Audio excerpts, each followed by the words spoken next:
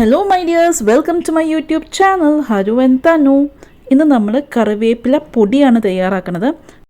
അതിനായിട്ട് ധാരാളമായിട്ട് കറിവേപ്പിലയൊക്കെ കിട്ടുന്ന സമയത്ത് ഇതുപോലെ പറിച്ച് ക്ലീനാക്കി തണ്ടൊക്കെ കളഞ്ഞ് നമുക്കെടുക്കാം.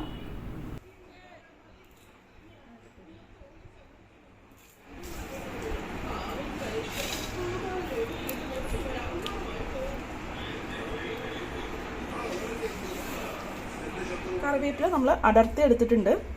ഇനി നമുക്ക് ഇത് ജസ്റ്റ് ഒന്ന് ഡ്രൈ റോസ്റ്റ് ചെയ്യണം. അതായത് എണ്ണയൊന്നും ചേർക്കാതെ വെറുതെ ഒരു ചീനച്ചട്ടിയിലിട്ട് ഒന്ന് വറുത്തെടുക്കണം. അങ്ങനെ വറുത്തെടുത്തിട്ടുള്ള കറിവേപ്പിലയാണ് ഇത്. കണ്ടോ, ഇതുപോലെ ഉണങ്ങി വന്നിട്ടുണ്ട്.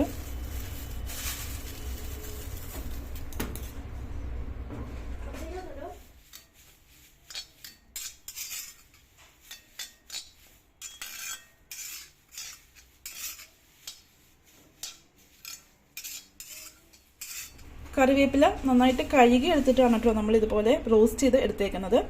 അപ്പോൾ നമ്മൾ കഴുകി എടുത്തിട്ട് ഒരു തുണിയിലൊക്കെ ഇട്ട് വെച്ചാൽ മതി. അപ്പോൾ പെട്ടെന്ന് തന്നെ ആ വെള്ളം വാർന്നു പോകും. എന്നിട്ട് നമുക്ക് ഇതുപോലെ ചീനച്ചട്ടിയിൽ എണ്ണ ചേർക്കാതെ ഡ്രൈ റോസ്റ്റ് ചെയ്തെടുക്കാം. ഒരു പിടി ഉഴുന്ന് പരിപ്പ് നമുക്ക് ഒരു ചീനച്ചട്ടിയിലിട്ട് ഒന്ന് റോസ്റ്റ് ചെയ്തെടുക്കാം. എണ്ണയൊന്നും ചേർക്കണില്ല.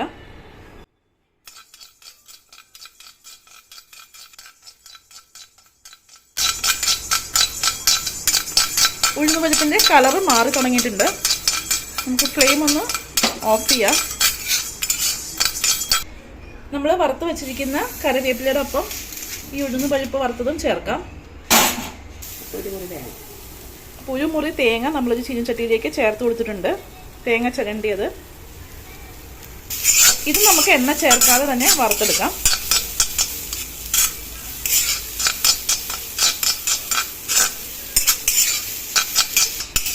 തേങ്ങ ബ്രൗൺ ആയിട്ട് വരുന്നുണ്ട്. നല്ലവണ്ണം ഒന്ന് ബ്രൗൺ ആയിട്ട് വരട്ടെ. അതൊക്കെ നമുക്ക് ഇറക്കിക്കൊണ്ടിരിക്കാം.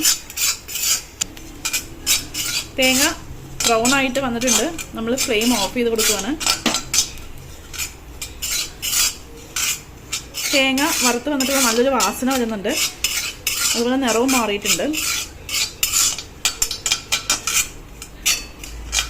ഈ ചീനച്ചട്ടിയിൽ കുറച്ച് ചൂടുണ്ട്. അതുകൊണ്ടാണ് നമ്മൾ ഇളക്കിക്കൊണ്ടിരിക്കുന്നത്. ഇതിലേക്ക് നമുക്ക് 2 ടീസ്പൂൺ മുളക് പൊടി ചേർത്ത് കൊടുക്കാം. ചീനച്ചട്ടിക്ക് ചൂടുണ്ട്. ഇനി നമുക്ക് മുളക് പൊടി ചേർത്തിട്ട് ഒന്ന് മിക്സ് ചെയ്ത് കൊടുക്കാം.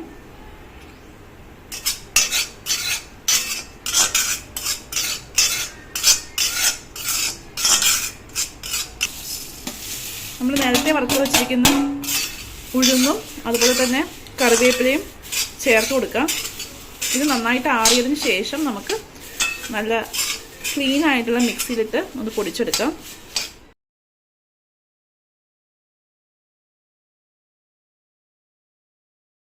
നമ്മൾ വറുത്ത് വെച്ചിരിക്കുന്ന ഇൻഗ്രീഡിയൻസ് ഒക്കെ ആറി വന്നിട്ടുണ്ട്. നമുക്കിനി അത് ഡ്രൈ ആയിട്ടുള്ള ഒരു മിക്സിയിലേക്ക് ചേർത്ത് കൊടുക്കാം. ഇപ്പം നമ്മൾ ചേർത്തിരിക്കുന്ന കൂട്ടൊക്കെ ഒന്ന് പൊടിച്ച് എടുത്തിട്ടുണ്ട്. ശരിക്കും മുഴുവനായിട്ട് പൊടിച്ചിട്ടില്ല. ഇനി നമുക്കിതിലേക്ക് പുളി ചേർക്കണം.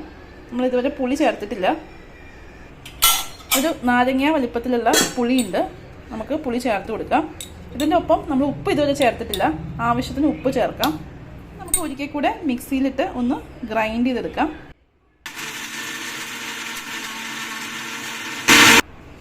അങ്ങനെ നമ്മുടെ കറിവേപ്പിലയുടെ കൂട്ട് റെഡി ആയിട്ടുണ്ട്. പൊടിച്ചെടുത്തിട്ടുണ്ട്. നന്നായിട്ട് പൊടിഞ്ഞ് വന്നിട്ടുണ്ട്. ഇത്രയേ ഉള്ളൂ. വളരെ സിമ്പിളാണ്. എരിവും പുളിയും ഒക്കെയുള്ള നല്ല ടേസ്റ്റി ആയിട്ടുള്ള ഒരു പൊടിയാണ്. ചോറിനൊപ്പം നല്ലൊരു കോമ്പിനേഷനാണ്. ധാരാളം കറിവേപ്പില ഉള്ള സമയത്ത് ഇതുപോലെ ഒന്ന് പൊടിച്ച് നോക്കും. നല്ലതാണ്. കുറച്ചധികം നാൾ നമുക്ക് സ്റ്റോർ ചെയ്യാനായിട്ടും സാധിക്കും. ഇത് നമുക്കൊരു ഡ്രൈ ആയിട്ടുള്ള കുപ്പിയിലാക്കി ഫ്രിഡ്ജിൽ സൂക്ഷിക്കും. ഇത് ചോറിൻ്റെയും ദോശയുടെയും ഒക്കെ ഒപ്പം നല്ലൊരു കോമ്പിനേഷനാണ്. ദോശയുടെ ഒപ്പം കഴിക്കുമ്പോൾ കുറച്ച് വെളിച്ചെണ്ണ ചേർത്തിട്ട് നമുക്ക് കഴിക്കാവുന്നതാണ്.